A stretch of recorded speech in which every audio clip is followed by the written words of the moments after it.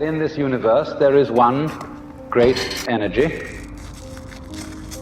and we have no name for it. People have tried various names for it, like God, like Brahman, like Tao. Okay people, what is going on? It's Graham, back with another video. Today we're dunking again. I want to show you guys some things. I got some new shoes, some Hyper Revs. I picked them up on Facebook for 20 bucks, but I just needed some outdoor shoes because I'm done jumping in these vans. But I brought this ball today.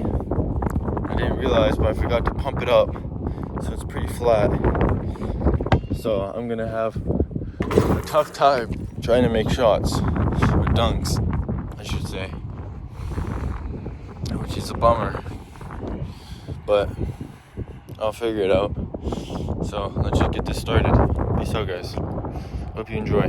But in the West, the word God has got so many funny associations attached to it that most of us are bored with it. When people say God the Father Almighty, most people feel funny inside.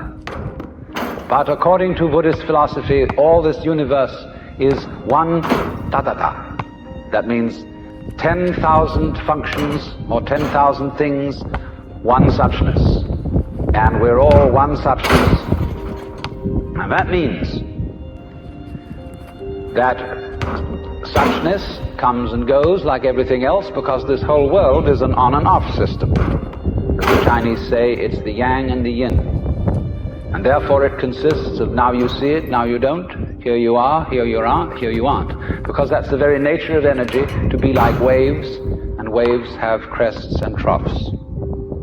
Only we, being under a certain kind of sleepiness or illusion, imagine that the trough is going to overcome the wave or the crest. The yin, the dark principle, is going to overcome the yang or the light principle. And that off is finally going to triumph over on. And we, shall I say, bug ourselves by indulging in that illusion.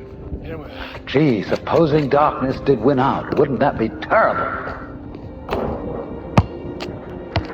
And so we're constantly trembling, thinking that it may, because after all, isn't it odd that anything exists?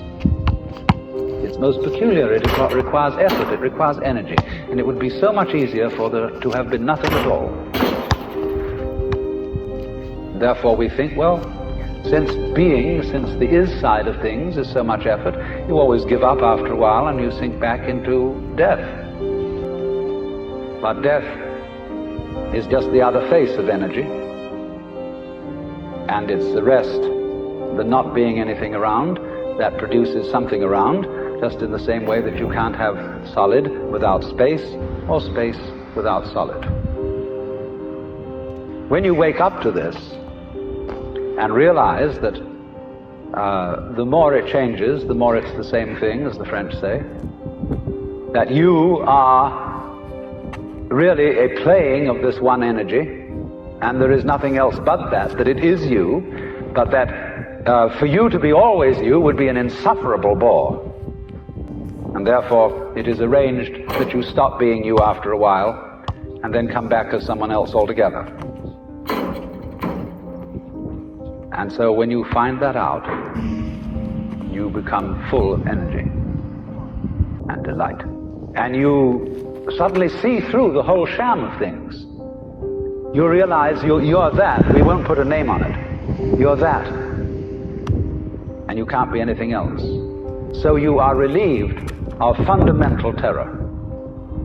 That doesn't mean that you're always going to be a great hero, that you won't jump when you hear it bang, that you won't worry occasionally, that you won't lose your temper. It means, though, that fundamentally, deep, deep down within you, you will be able to be human in the pains, difficulties, and struggles that naturally go with human existence.